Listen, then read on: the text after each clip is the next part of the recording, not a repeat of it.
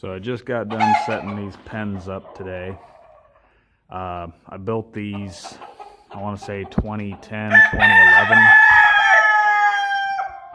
They're made out of 2x4 wire, which is J-clipped together. Now, they're actually made as two sections. One's got 5 pens, one's got 6 pens.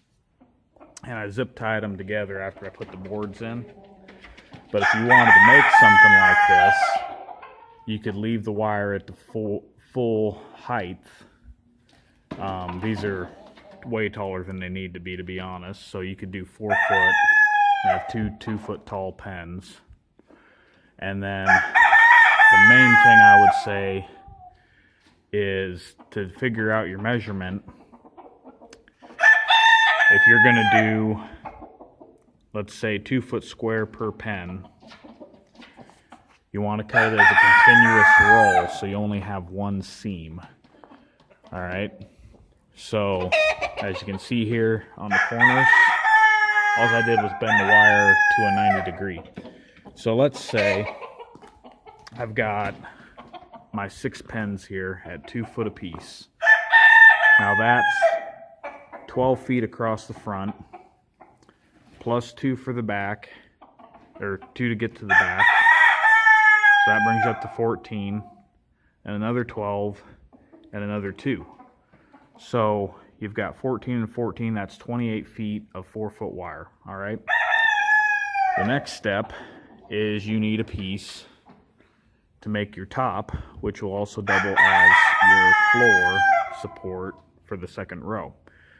That piece will need to be 2 foot as well. Since you've got 4 foot wire, you could think that you could cut it and get 2 sections of 2 foot. But because of the way the wire is constructed, you're going to have one section that's 2 foot tall and ends with a cross brace here like this that you can zip tie to. The other will just have these little prongs. You know, there's nothing here. So you can do one of two things. You can either cut it so you've got 2 sections of 2 foot with solid ends on both ends, or if you do take your 4 foot and cut it in half, you're going to want to make sure you got a full 2 foot with solid ends on both ends. The other side of it, where it's just the prongs, you're going to have to take a pair of pliers and wrap those prongs around at the top. Wrap around here so that it braces it.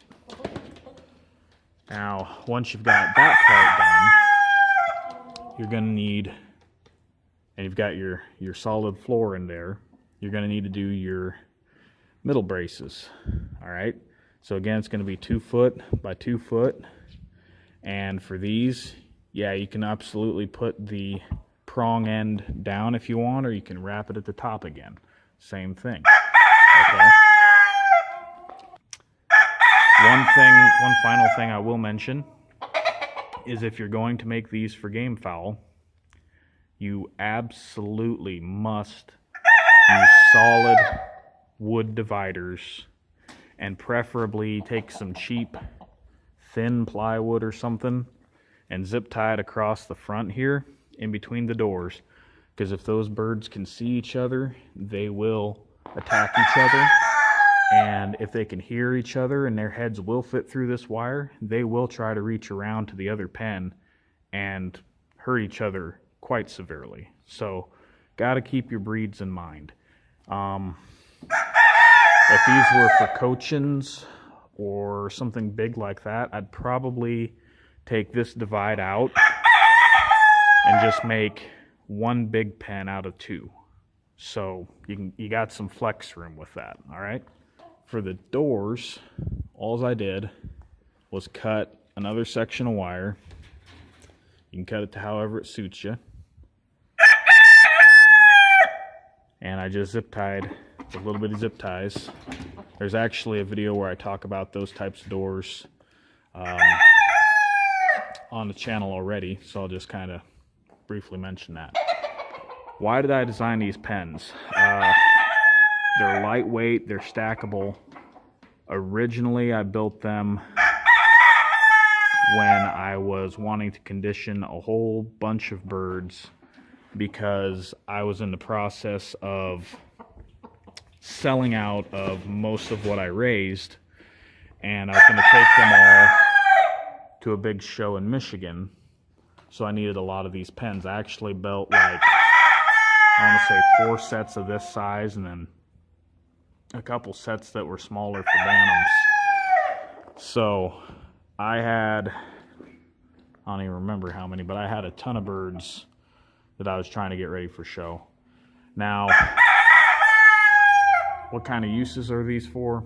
Well, obviously, cage training for shows gets the birds used to being in close proximity to another bird and in a smaller confined space. It gets them used to being up off the ground in the case of the ones I have here.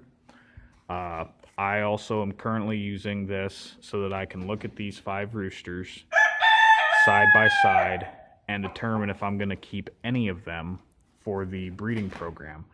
These 5 are white-crested black Polish, and I purchased them from a feed store this past year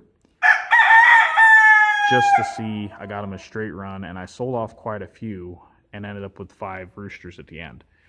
But I wanted to see how the quality was in the hatchery birds because I haven't purchased any hatchery birds in several years. Now, how long are these birds in here? Honestly, not that long. These birds got put in last night, and that would have been late Friday night. They're probably coming out of these pens by Tuesday evening at the latest. So they're only going to be in here a short amount of time. Yes, they will get bedding. I haven't put that in yet. Yes, there will be feed cups and all of that good stuff. This is not meant to be long-term, is what I'm getting at. It's also, these pens are light enough and sturdy enough during the summer. I'll take them out and put them on the lawn. You know, and then I can evaluate birds out there. Or if I've got some birds that, you know, they're in quarantine or whatever, I can move them into a building like this and keep them away from the main flock as well. Biggest downside to these pens is that they are made of that 2x4 wire. If you've ever been to a chicken show, you can actually look at the video I made on the pigeon show. You'll see that the coops that are used in shows don't have these cross braces. It's all straight up and down and very close together. Reason being, as you can see with this rooster, he's got his tail up against the wire. It's very easy for a bird that you're conditioning to damage their tails or their wings because of those cross braces. All right, so take that for what it's worth. Another thing that they're good for, taking birds to swaps. Have a nice little display like this. It allows the buyer to see the bird better. You know, the bird can move around. You can get a good feel for what it looks like. You can get a hold of it and handle it if you need to. And then you just throw it back in the trailer. Now, what I'd really like to do is to just get actual show coops. Keeper Coop Company, I believe, out of Wisconsin, is one of the main and probably one of the only manufacturers in the U.S. that still makes them. And the big advantage to using their coops is you can unhinge portions of it, and then the whole thing shifts, and you can lay it flat and stack them. So it saves a lot of space. These things, they take up a lot of space, and it's all empty air. That's the downside. So thanks for watching. If you got any specific questions about assembling these or whatever, leave them in the comments.